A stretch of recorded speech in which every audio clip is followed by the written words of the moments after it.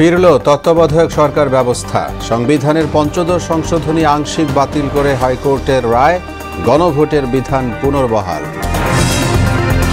EDR হত্যাকাণ্ডের ন্যায় বিচার চায় সরকার, জানালেন স্বরাষ্ট্র উপদেষ্টা। ঘটনা পুনঃতদন্তে 5 কার্যদিবসের মধ্যে কমিশন। জুলাই গণহত্যা মামলায় সাবেক 16 মন্ত্রী এমপির পরবর্তী শুনানি 18 ফেব্রুয়ারি। 2 মাসের মধ্যে হাসিনার তদন্ত প্রতিবেদন দাখিলের নির্দেশ। এবং উত্তরের জেলাগুলোতে বেড়েই চলেছে শীতের প্রকোপ। দিনের বেশিরভাগ সময় মেলে না সূর্যের দেখা। দিনাজপুরে আজ সর্বনিম্ন তাপমাত্রা 11 ডিগ্রি।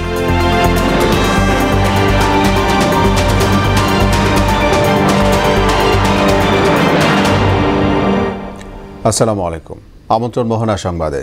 এতক্ষণ শুনছিলেন শিরোনাম, সঙ্গে আছি মোহাম্মদ ওয়ালিউল্লাহ। এবার বিস্তারিত।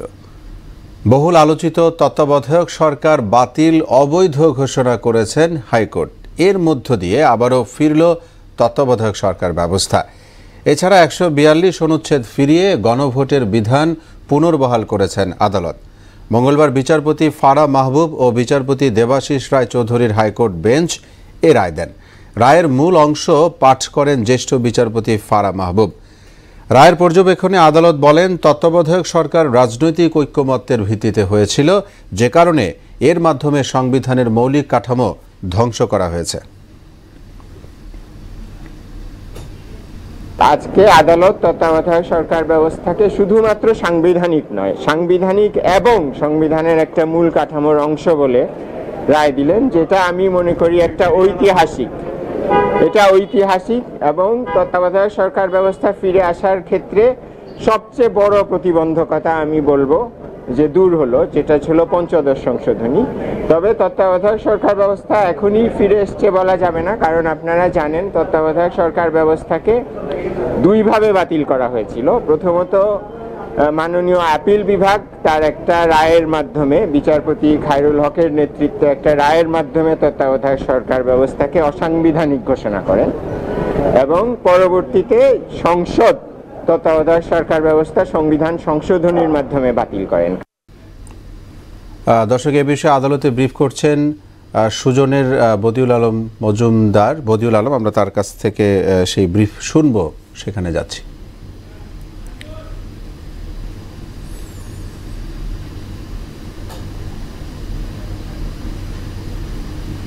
আসবে আর তা না হলে ফিরে আসবে না। আর আপনাদেরকে যে জিনিসটা আমাকে সহায়তা করেছে এবং আপনারাও এই ব্যাপারে সহায়তা করেছেন, আমি যে বইটা লিখেছি এই বইটাতে কিন্তু পুরো ইতিহাস আছে। এই যে আর্গুমেন্টগুলো উনি ব্যবহার করেছেন এগুলো সবগুলোই আছে, আপনাদের রিপোর্টিং এ কাজে লাগবে। এটা অনেক ধন্যবাদ। আমরা চলে যাই।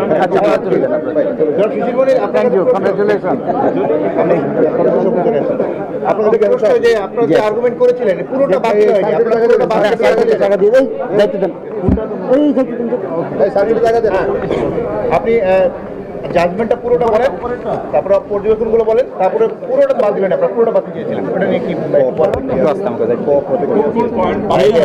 যে ধারাগুলো আর একটু বর্ণনা দিয়ে পঞ্চদশ সংশোধনী সম্পূর্ণরূপে বাতিল ঘোষণা করা হয়নি। পঞ্চদশ সংশোধনীর মাধ্যমে সংবিধানে যে সমস্ত পরিবর্ধন পরিমার্জন করা হয়েছিল তার কিছু অংশ তিনি রেখে দিয়েছেন, কিছু অংশ বাতিল ঘোষণা করেছেন, আর কিছু জিনিস পরবর্তী সংসদের উপর ছেড়ে দিয়েছেন। তার মধ্যে যে সমস্ত জিনিস তিনি সংরক্ষণ করেছেন তার মধ্যে একটি হলো সুপ্রিম জুডিশিয়াল কাউন্সিল, আরেকটি সংরক্ষণ করেছেন যেটি হলো পরিবেশগত বায়োডাইভার্সিটির প্রিন্সিপাল, আরেকটি সংরক্ষণ করেছেন যেটি হলো ক্ষুদ্র নৃগোষ্ঠীকে প্রোটেকশন দেওয়ার জন্য রাষ্ট্রের যে পলিসি। এছাড়া যেগুলোকে তিনি বাতিল ঘোষণা করেছেন তার মধ্যে প্রধানতম হলো নির্দলীয় নিরপেক্ষ তত্ত্বাবধায়ক সরকার ব্যবস্থা বাতিল করে দিয়েছিলেন, তিনি এটিকে রেস্টোর করেছেন। দ্বিতীয়ত গণভোটের বিধানকে বাতিল করে দেওয়া হয়েছিল, সেটিকেও আজকে রেস্টোর করা হলো। তারপরে কনস্টিটিউশনের 7 ক এবং 7 খ, যার মাধ্যমে সংবিধানের কিছু বিধানকে অপরিবর্তনীয় করে ফেলা হয়েছিল, এবং সেগুলোকে তিনি বলেছেন এটি কখনোই গ্রহণযোগ্য না, এটাকে বাতিল করেছেন। 7B অংশ হিসেবে তিনি একটি বাতিল করেছেন, সেটি হলো তিনি বলছেন যে কনস্টিটিউশনে একটি বিধান যোগ করা হয়েছিল যেটা সাংবিধানিক রাষ্ট্রদ্রোহিতা নামে, সেই অংশগুলোকেও বাদ করে দিয়েছেন। আর একই সাথে তিনি বলেছেন যে সংবিধানের 44-এর 2 অনুচ্ছেদে হাইকোর্টের সমান্তরালভাবে নিম্ন আদালতে কিন্তু জুরিসডিকশন দিয়ে দেওয়া হয়েছিল। তিনি বলেছেন এইটাও সম্ভব নয়, কারণ এটা বেসিক স্ট্রাকচার ডক্ট্রিনের সঙ্গে সামঞ্জস্যপূর্ণ নয়, এই জন্য তিনি এটাকেও বাদ করে দিয়েছেন। এর বাইরে যে সমস্ত বিধান সংবিধানে অ্যাড করা হয়েছিল পঞ্চদশ সংশোধনীর মাধ্যমে, এগুলোকে আদালত বলেছেন পরবর্তীতে নির্বাচিত পার্লামেন্ট এসে যে অংশগুলোকে ভালো মনে করবে সেগুলোকে রাখবে, যে অংশগুলোকে ভালো মনে করবে না পার্লামেন্টের উপর ছেড়ে দিয়েছেন। এই 3 তরফার রায় আজকে ঘোষণা হয়েছে। এর মূল কথা কি ভাই উনি বলেছেন জনগণকে, ওনার দেখলাম যে পুরো রায়ের মধ্যে জনগণকে সর্বোচ্চ পর্যায়ে রেখেছেন। হ্যাঁ, উনি বলেছেন আমাদের কনস্টিটিউশনের মূল প্রিন্সিপাল হলো we, not I, we the people, পিপলের ইচ্ছাই সর্বোচ্চ ইচ্ছা। আর্টিকেল 7 বলা আছে যে জনগণই হলো উইল অফ দি এক্সপ্রেশন, যে জনগণের এক্সপ্রেশন যেটা হবে এটাই সর্বোচ্চ আইন। এবং তিনি বলছেন এই জন্য পার্লামেন্ট প্রয়োজন হয়। আমাদের কনস্টিটিউশনে আইয়ের কোনো বিধান নাই, বিধান হলো উই, আমরা জনগণ। এ বিষয়ে রিটকারী আইনজীবী ব্যারিস্টার শিশির মণি ব্রিফ করছিলেন, আমরা এতক্ষণ আদালত প্রাঙ্গণ থেকে শুনছিলাম তার কথা। বিডিআর হত্যাকাণ্ডের ঘটনা পুনঃতদন্তে 5 কার্যদিবসের মধ্যে কমিশন গঠন করা হবে বলে জানিয়েছেন স্বরাষ্ট্র উপদেষ্টা জাহাঙ্গীর আলম চৌধুরী। সচিবালয়ে স্বরাষ্ট্র মন্ত্রণালয়ে এক ব্রিফিংয়ে তিনি এ তথ্য জানান। বলেন এই হত্যাকাণ্ডের ন্যায় বিচার চায় অন্তর্বর্তী সরকার, এ বিষয়ে বিভ্রান্তির সুযোগ নেই। সে অনুযায়ী কাজ শুরু করেছে স্বরাষ্ট্র মন্ত্রণালয়। প্রস্তাবিত কমিশনের সদস্য সংখ্যা হবে 5 থেকে 9, যেখানে থাকবেন সশস্ত্র বাহিনীর সদস্য, অবসরপ্রাপ্ত বিচারক ও পুলিশ সদস্যরা। প্রসঙ্গত, আওয়ামী লীগ সরকারের পতনের পর নারকীয় বিডিআর হত্যাকাণ্ডে পুনঃতদন্তের দাবি উঠে এ নিয়ে হাইকোর্টে দায়ের করা রিটে তদন্ত কমিশন গঠনের নির্দেশ দেয়া হয়। শেখ হাসিনার তদন্ত শেষ করতে 2 মাস সময় দিয়েছেন ট্রাইব্যুনাল। গুমের ঘটনায় সাবেক প্রধানমন্ত্রী শেখ হাসিনার সম্পৃক্ততা পেয়েছে গুম কমিশন। আন্তর্জাতিক অপরাধ ট্রাইব্যুনালে গুম কমিশনের প্রতিবেদন দাখিল। শেখ হাসিনার বিরুদ্ধে জুলাই-আগস্ট গণহত্যা মামলার তদন্ত 2 মাসের মধ্যে শেষ করার নির্দেশ। পূর্ণাঙ্গ তদন্ত প্রতিবেদন দাখিলে 2 মাসের সময় দিয়েছে মামলার পরবর্তী শুনানি 18 ফেব্রুয়ারি। জুলাই-আগস্ট গণহত্যা আনিসুল হক সহ 16 জনের বিরুদ্ধে 2 মাসের মধ্যে তদন্ত শেষ করার নির্দেশ। নিষ্ঠুরতা বা পন্থায় হত্যা করে তাদের লাশকে নদীতে বা খালে বিলে ভাসিয়ে দেওয়া হয়েছে, ডুবিয়ে দেওয়া হয়েছে। এই অপরাধগুলোর সাথে তদানীন্তন প্রধানমন্ত্রী এবং অপরাধের নিউক্লিয়াস শেখ হাসিনা সরাসরি সম্পৃক্ত ছিলেন মর্মে সেই কমিশন তাদের মতামত ব্যক্ত করেছেন। এ নিয়ে আরও জানাতে আমাদের সঙ্গে যোগ দিবেন সহকর্মী কাজী পাপ্পু। পাপ্পু, নিশ্চয়ই সংযুক্ত হতে পেরেছি। অভিযুক্তদের কি ট্রাইব্যুনালে হাজির করা হয়েছে কিনা বিষয়টি আপনার কাছে জানতে চাই।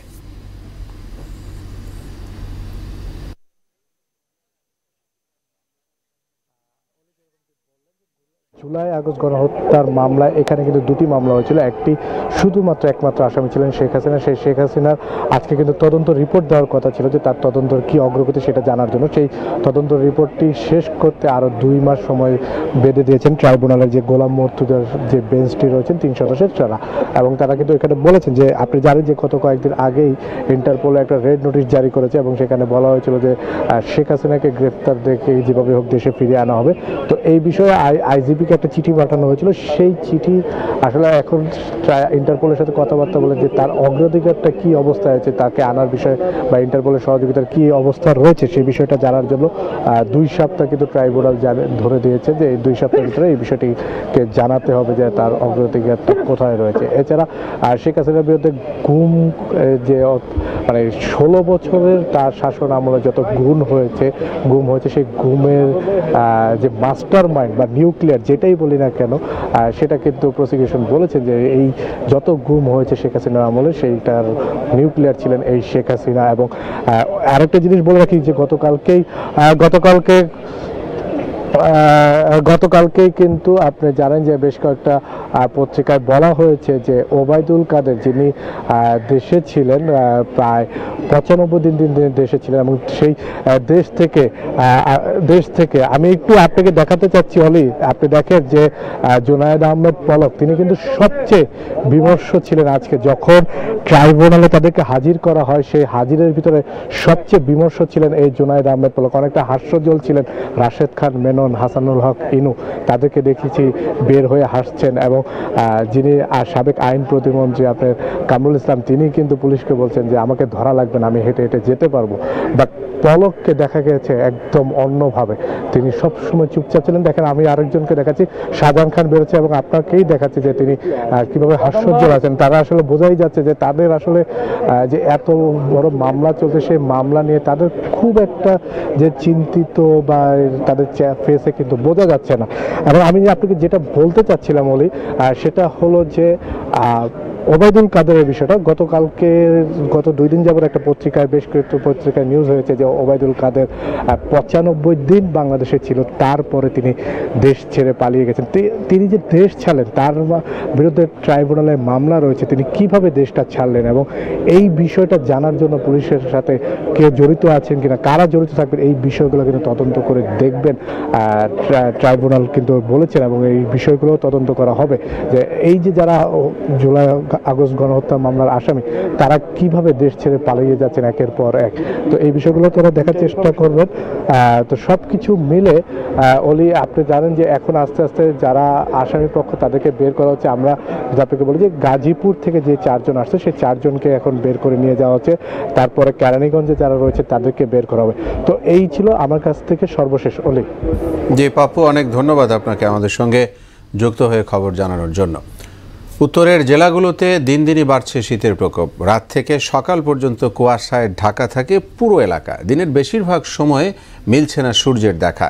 মঙ্গলবার সকাল 6টায় দিনাজপুরে সর্বনিম্ন তাপমাত্রা রেকর্ড করা হয় 11 ডিগ্রি সেলসিয়াস। তাপমাত্রা কমে যাওয়ায় রাস্তায় মানুষের চলাচলও কমেছে। দূরপাল্লার গাড়িগুলো চলাচল করছে হেডলাইট জ্বালিয়ে। দিনের তাপমাত্রা কমে যাওয়ায় বিপাকে পড়েছেন নিম্ন আয়ের মানুষ। যাব রংপুরে, সেখানে রয়েছেন সহকর্মী শফিউল করিম শফিক। শীত পরিস্থিতির খবর জানাতে তিনি আমাদের সঙ্গে যোগ দিবেন। শফিক, আমাকে নিশ্চয়ই শুনতে পাচ্ছেন। জানতে চাই এই মুহূর্তে শীতের পরিস্থিতি এবং ওভারঅল শীতের অবস্থা কেমন দেখছেন আপনার জেলায়?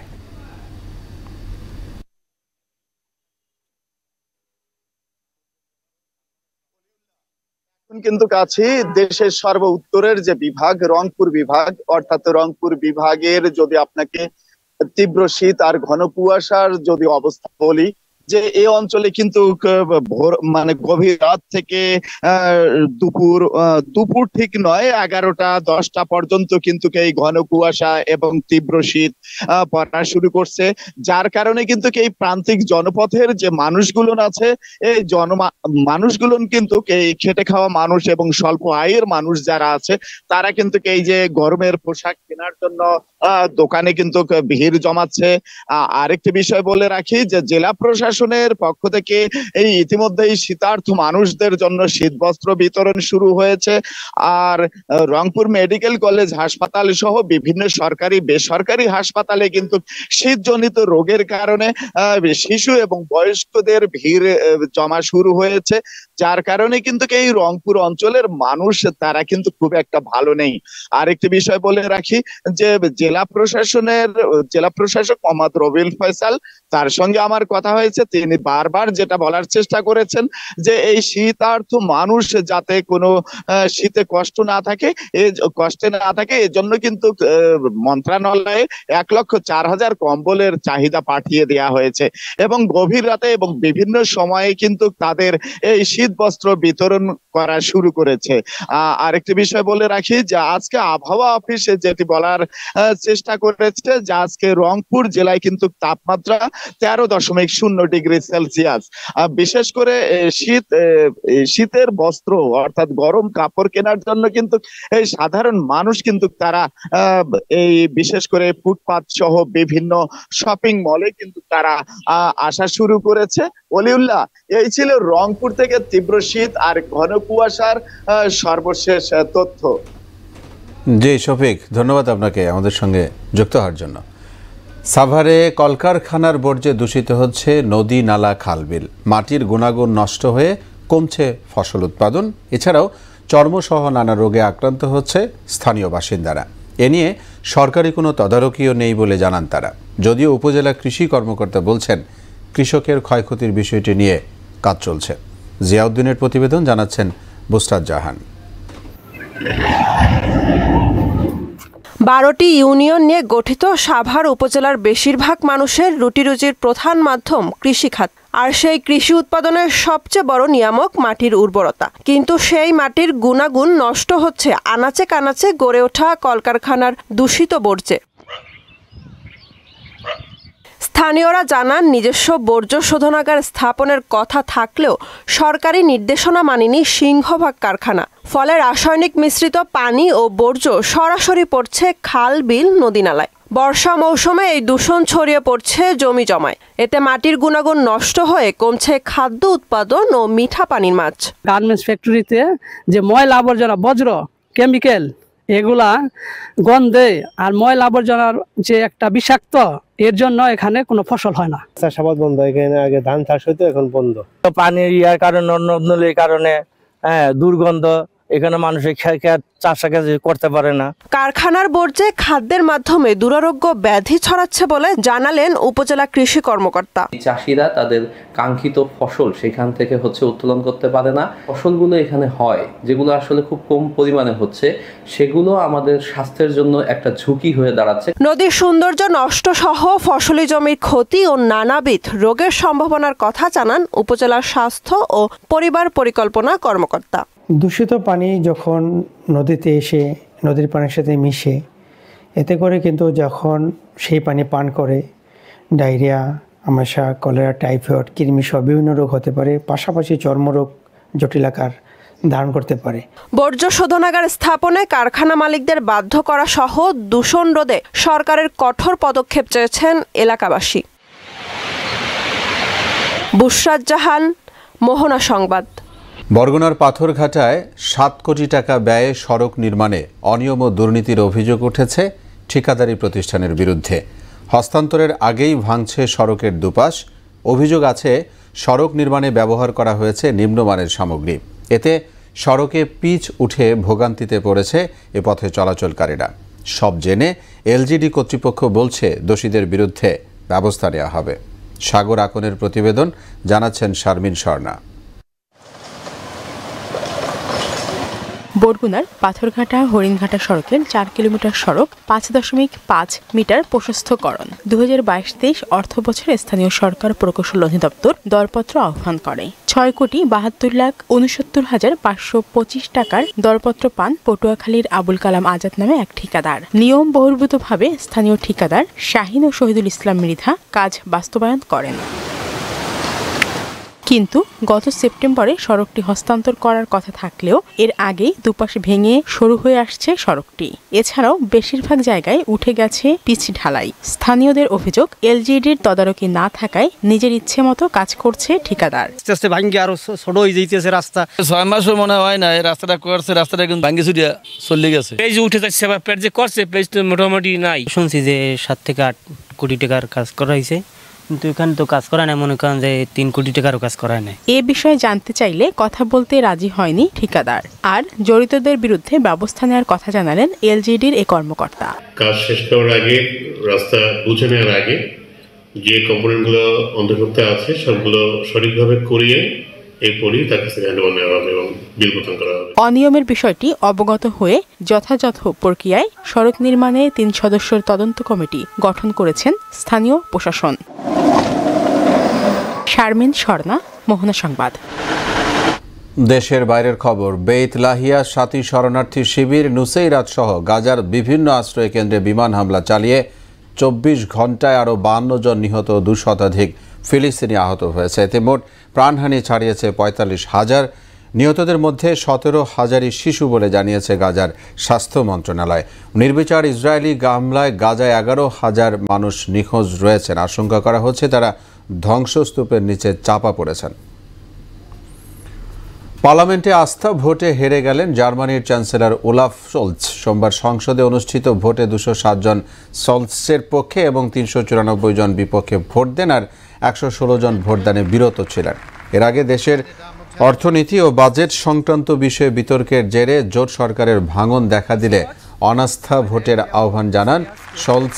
চলমান পরিস্থিতিতে জার্মানির রাষ্ট্রপতি ফ্রাঙ্ক ভাল্টার স্টাইনমায়ারের আগামী 60 দিনের মধ্যে নতুন নির্বাচন অনুষ্ঠানের বিষয়ে সিদ্ধান্ত নেবেন। এই সিদ্ধান্ত নিতে 21 দিন সময় পাবেন তিনি। ইতিমধ্যে 23 ফেব্রুয়ারি নির্বাচন অনুষ্ঠানের প্রস্তাবনায় সম্মতির ইঙ্গিত দিয়েছেন তিনি।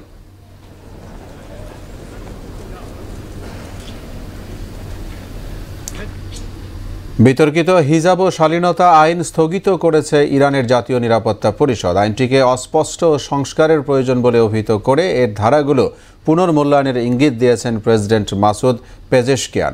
আইনটি শুক্রবার থেকে কার্যকর হওয়ার কথা ছিল। গত জুলাইয়ের প্রেসিডেন্ট নির্বাচনের সময় প্রেসিডেন্ট প্রার্থী হিসেবে হিজাব ইস্যুতে ইরানি নারীদের প্রতি আচরণের প্রকাশ্য সমালোচনা করেছিলেন পেজেশকিয়ান।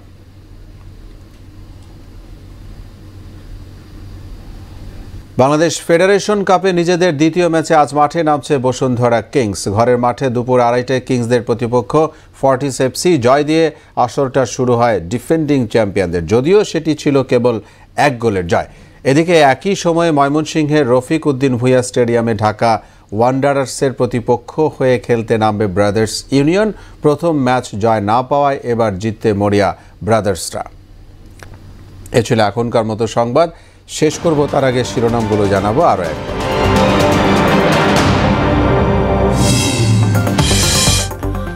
ফিরল তত্ত্বাবধায়ক সরকার ব্যবস্থা। সংবিধানের 15 সংশোধনী আংশিক বাতিল করে হাইকোর্টের রায়। গণভোটের বিধান পুনর্বহাল। বিডিআর হত্যাকাণ্ডের ন্যায় বিচার চায় সরকার, জানালেন স্বরাষ্ট্র উপদেষ্টা। ঘটনা পুনঃতদন্তে 5 কার্যদিবসের মধ্যে কমিশন। জুলাই গণহত্যা মামলায় সাবেক 16 মন্ত্রী এমপির পরবর্তী শুনানি 18 ফেব্রুয়ারি। 2 মাসের মধ্যে হাসিনার তদন্ত প্রতিবেদন দাখিলের নির্দেশ। এবং উত্তরের জেলাগুলোতে বেড়েই চলেছে শীতের প্রকোপ। দিনের বেশিরভাগ সময় মেলে না সূর্যের দেখা। দিনাজপুরে আজ সর্বনিম্ন তাপমাত্রা 11 ডিগ্রি। সবাইকে আবারও শুভেচ্ছা। পরবর্তী সংবাদ বিকেল 5:30টায়। এর আগে সংবাদ এক নজরে দেখবেন বেলা 3টায়। মোহনার সবশেষ খবর জানতে ভিজিট করুন www.mohana.tv। সংবাদ দেখতে পারেন ফেসবুক ও ইউটিউবেও। এতক্ষণ সঙ্গে থাকায় ধন্যবাদ সবাই।